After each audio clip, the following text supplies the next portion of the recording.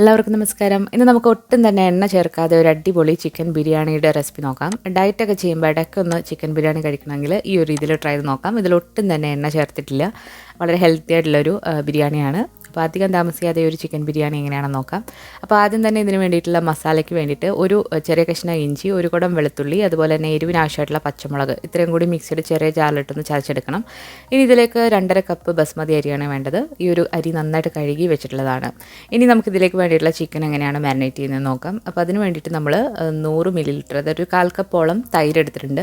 3/4 kilo ചിക്കന് വേണ്ടിയിട്ടുള്ള അളവാണ് ഞാനിവിടെ കാണിക്കുന്നത്. അപ്പോൾ ഈ ഒരു തൈര് അധികം പുളിയില്ലാത്തതാണ്.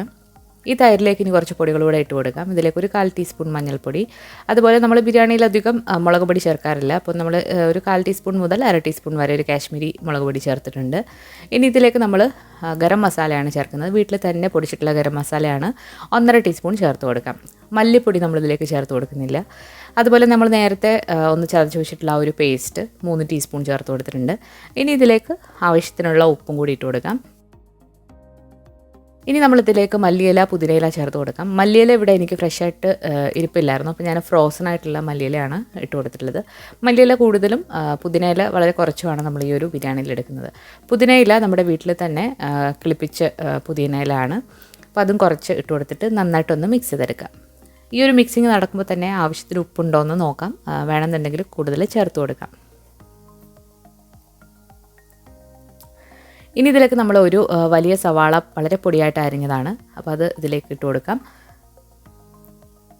സവാള പൊടിയായിട്ടോ അല്ലെന്നുണ്ടെങ്കിൽ നീളത്തിലോ അരിയാം. പൊടിയായിട്ട് അരിയുമ്പോഴാണ് ഒന്നുകൂടെ നല്ലത്. അതുപോലെ തന്നെ ഒരു വലിയ തക്കാളി പൊടിയായിട്ട് ചോപ്പ് ചെയ്തതും കൂടി ഇട്ട് കൊടുത്തിട്ടുണ്ട്. ഇനി ഇത് കൈവച്ചിട്ട് നന്നായിട്ടൊന്ന് മിക്സ് ചെയ്ത് എടുക്കാം. ഇനി ഇതിലേക്ക് നമ്മൾ 3/4 കിലോ ചിക്കനാണ് ഇട്ട് കൊടുക്കുന്നത്. ചിക്കൻ നന്നായിട്ട് കഴുകി വെച്ചിട്ടുള്ളതാണ്. അപ്പോൾ ആ ഒരു ചിക്കൻ കഷ്ണങ്ങൾ കൂടി ഇട്ടിട്ട് ഈ ഒരു മസാലയിലിട്ട് നന്നായിട്ടൊന്ന് പുരട്ടിയെടുക്കണം. ഈ ഒരു മാരിനേഷൻ നമുക്ക് ഇപ്പം തലേദിവസമൊക്കെ ചെയ്ത് വെക്കുകയാണെങ്കിൽ അടുത്ത ദിവസം ബിരിയാണിക്ക് നല്ല ടേസ്റ്റാണ്. അവസാനമായിട്ട് ഇതിലേക്ക് ഒരു പകുതി നാരങ്ങയുടെ നീര് കൂടെ ഒന്ന് പിഴിഞ്ഞൊഴിക്കുകയാണ്. ഇനി ഇത് 1 മണിക്കൂറെങ്കിലും മിനിമം ഒന്ന് റെസ്റ്റ് ചെയ്യാനായിട്ട് മാറ്റി വെക്കുക, അല്ലാന്നുണ്ടെങ്കിൽ ഓവർനൈറ്റ് വെക്കുക. ഈ ഒരു സമയത്ത് നമുക്ക് അരി വേവിച്ചെടുക്കാം. കുറച്ചധികം വെള്ളം നമ്മളൊരു പാത്രത്തിൽ തിളപ്പിച്ചിട്ടുണ്ട്. അതിലേക്ക് ആവശ്യത്തിനുള്ള ഉപ്പും അതുപോലെ തന്നെ കുറച്ച് മസാലകൾ ഇട്ട് കൊടുക്കാം. ഞാനിവിടെ 3 ഏലക്ക, ഒരു തക്കോലം, 3 ഗ്രാമ്പു, അതുപോലെ തന്നെ ഒരു ജാതിപത്രി ഇത്രയാണ് ഇട്ട് കൊടുത്തിട്ടുള്ളത്. ഇതിലേക്ക് നമ്മൾ നേരത്തെ കഴുകി വൃത്തിയാക്കി വെച്ചിരിക്കുന്ന അരിയും കൂടി ഇട്ടിട്ട് നമുക്കൊരു 3/4 പരുവം വേവാകുന്ന വരെ ഒന്ന് വേവിച്ചെടുക്കാം. ഇത് കുക്ക് ചെയ്യുമ്പോൾ നമുക്കിതിലേക്ക് എണ്ണയോ ഒന്നും തന്നെ ചേർത്ത് കൊടുക്കേണ്ട ആവശ്യമില്ല. ഒരു 3/4 വേവാകുമ്പോഴത്തേക്ക് നമുക്കിത് ഊറ്റിയെടുക്കാം. ഇപ്പോൾ നമ്മൾ റൈസ് ഊറ്റിയെടുത്തിട്ടുണ്ട്. അതുപോലെ ഞാനൊരു വലിയൊരു പ്ലേറ്റിലേക്കൊന്ന് നിരത്തിയിട്ട് കൊടുത്തിട്ടുണ്ട്. ഈ ഒരു റൈസ് വീണ്ടും അതിൽ നിന്ന് കുക്കായി പോകാതിരിക്കാൻ വേണ്ടിയിട്ടാണ്. ഇതിലേക്ക് നമ്മൾ ആ ഒരു മസാലയൊക്കെ ചേർത്തത് ഒന്ന് പെറുക്കി കളയുമ്പോൾ ഇടയ്ക്ക് നമുക്കത് കടിക്കാൻ കിട്ടുന്നത് ഒഴിവാക്കാം. ഇനി നമുക്ക് ചിക്കൻ ഒന്ന് വേവിച്ചെടുക്കാം. അതിന് വേണ്ടിയിട്ട് ആ ഒരു റൈസ് വേവിച്ച പാത്രത്തിൽ തന്നെ അത് കഴുകിയതിന് ശേഷം നമുക്ക് ഈ ചിക്കൻ അതിലേക്ക് ഇട്ടിട്ട് ഒന്ന് കുക്ക് ചെയ്തെടുക്കാം. മീഡിയം ഫ്ലെയിമിലാണ് തീ വെക്കേണ്ടത്. ഇതിൽ നമ്മൾ എണ്ണ ഒന്നും തടവിയിട്ടില്ല, വെറുതെ ചിക്കൻ ഇതുപോലെ ഒന്ന് വെച്ച് കൊടുക്കുകയാണ്. ഇതിൽ എണ്ണ ശരിക്കും വേണ്ട, കാരണം നമ്മൾ ചേർക്കുന്ന തൈരിലും അതുപോലെ തന്നെ ചിക്കനിൽ നിന്നും കുറച്ച് എണ്ണ ഇറങ്ങി വരും. ആ ഒരു എണ്ണ തന്നെ ധാരാളമാണ് ഈ ഒരു ബിരിയാണിക്ക് വേണ്ടിയിട്ട്. അപ്പോൾ അടച്ചു വെച്ചിട്ട് മീഡിയം ഫ്ലെയിമിലിട്ട് നമുക്കിതൊന്ന് കുക്ക് ചെയ്തെടുക്കാം. ഒരു 10 മിനിറ്റ് കഴിയുമ്പോഴത്തേക്കും ഇതുപോലെ ചിക്കനിൽ നിന്ന് വെള്ളമൊക്കെ ഇറങ്ങി വന്നിട്ടുണ്ടാവും. അപ്പോൾ നമ്മൾ ജസ്റ്റ് ഒന്ന് ഇളക്കി കൊടുക്കുക. അടിയിലൊന്നും പിടിക്കില്ല ഈ ഒരു ചിക്കൻ. തീ ഒരുപാട് കൂട്ടിയിടരുത്, മീഡിയം ഫ്ലെയിമിലിട്ട് വേണം ചെയ്തെടുക്കാനായിട്ട്. അപ്പോൾ നമ്മളിതൊന്ന് മിക്സ് ചെയ്തിട്ട് ഒന്ന് ഇളക്കി കൊടുക്കുക. ഇപ്പോൾ ഒരു പകുതി വേവായിട്ടുണ്ട് ചിക്കൻ. നമ്മൾ ഈ ഒരു ചിക്കൻ 3/4 പരുവം വേവാവുന്ന വരെ ഒന്ന് കുക്ക് ചെയ്തെടുക്കണം. എന്നിട്ടാണ് നമ്മൾ റൈസ് ഇട്ടിട്ട് ഇത് ദം ചെയ്തെടുക്കുന്നത്. ഇപ്പോൾ നമ്മുടെ ചിക്കൻ നന്നായിട്ട് വെന്ത് വന്നിട്ടുണ്ട്. നിങ്ങൾക്ക് കാണാൻ ഇതിന് മുകളിലായിട്ട് എണ്ണയൊക്കെ തെളിഞ്ഞ് നിൽക്കുന്നത്. അപ്പോൾ ഇതിൽ തന്നെ ആവശ്യത്തിനുള്ള എണ്ണയുണ്ട്. ഇനി വീണ്ടും എണ്ണ ചേർക്കേണ്ട ആവശ്യമില്ല. ഇനി ഇതിലേക്ക് നമ്മൾ നേരത്തെ കുക്ക് ചെയ്ത് വെച്ചിരിക്കുന്ന റൈസ് സാധാരണ നമ്മൾ ദം ബിരിയാണിക്ക് ചെയ്യുന്ന പോലെ ഒന്ന് ലെയർ ചെയ്ത് എടുക്കാം. ഈ ഒരു ബിരിയാണിയിലേക്ക് നമ്മൾ ഫ്രൈഡ് ഓണിയൻ ഒന്നും ചേർക്കുന്നില്ല. ഫ്രൈഡ് ഓണിയൻ ചേർക്കുമ്പോൾ എണ്ണ ഉള്ള ബിരിയാണി ആയിപ്പോവും. അതുകൊണ്ടാണ് ഒഴിവാക്കിയിട്ടുള്ളത്. അപ്പോൾ ഈ ഒരു റൈസിന് മുകളിലായിട്ട് നമുക്ക് മല്ലിയില, പുതിനയില, അതുപോലെ തന്നെ അണ്ടിപ്പരിപ്പ്, മുന്തിരിങ്ങയും പിന്നെ പൈനാപ്പിൾ ഓപ്ഷണലാണ്. പൈനാപ്പിളിൻ്റെ ടേസ്റ്റ് ഈ ഒരു ബിരിയാണിക്ക് നമ്മൾ ഇടുമ്പോൾ നല്ലൊരു ടേസ്റ്റാണ്. പൈനാപ്പിൾ ഇല്ലാന്നുണ്ടെങ്കിൽ 1-2 തുള്ളി എസൻസ് ചേർക്കാം.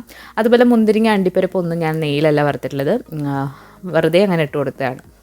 അതുപോലെ കുറച്ചും പുതിനയിലും കൂടി ഇട്ട് കൊടുക്കുന്നുണ്ട്. ഞാനിവിടെ അണ്ടിപ്പരിപ്പ് ചേർക്കുന്നില്ല, മുന്തിരിങ്ങ മാത്രമാണ് ചേർത്ത് കൊടുത്തിട്ടുള്ളത്. വീണ്ടും റൈസ് ലെയർ ചെയ്തതിന് ശേഷം നമുക്ക് പാലിൽ കുറച്ച് മഞ്ഞൾപ്പൊടി ഒന്ന് കലക്കിയിട്ട് ഇതിൽ കളറിന് വേണ്ടിയിട്ട് ഒഴിച്ചു കൊടുക്കുന്നുണ്ട്. വീണ്ടും പൈനാപ്പിളും അതുപോലെ മുന്തിരിങ്ങയും ഇട്ട് കൊടുത്തതിന് ശേഷം നമുക്കിത് ഒരു അലുമിനിയം ഫോയിൽ വെച്ചിട്ടൊന്ന് കവർ ചെയ്തിട്ട് നമുക്കിതൊന്ന് ദം ചെയ്തെടുക്കാം. അലുമിനിയം ഫോയിൽ ഇല്ലാന്നുണ്ടെങ്കിൽ മൈദ മാവ് എടുത്തിട്ട് ചെയ്താലും മതി. 20 മിനിറ്റ് കുറഞ്ഞ തീയിലിട്ട് ഇത് ദം ചെയ്തെടുത്തിട്ടുണ്ട്. ഓവനാണെങ്കിൽ 180 ഡിഗ്രിയിൽ 20 മിനിറ്റ് ഒന്ന് ദം ചെയ്ത് എടുക്കാം. നല്ല അടിപൊളിയായിട്ടുള്ള ടേസ്റ്റ് ആയിട്ടുള്ള ബിരിയാണി റെഡി ആയിട്ടുണ്ട്. അപ്പോൾ സ്പൈസൊക്കെ നിങ്ങളുടെ ആവശ്യത്തിന് കൂട്ടോ കുറയ്ക്കുകയോ ചെയ്യാവുന്നതാണ്. ഞാനിവിടെ വളരെ കുറച്ച് സ്പൈസിലാണ് ഈ ഒരു ബിരിയാണി ചെയ്തിട്ടുള്ളത്.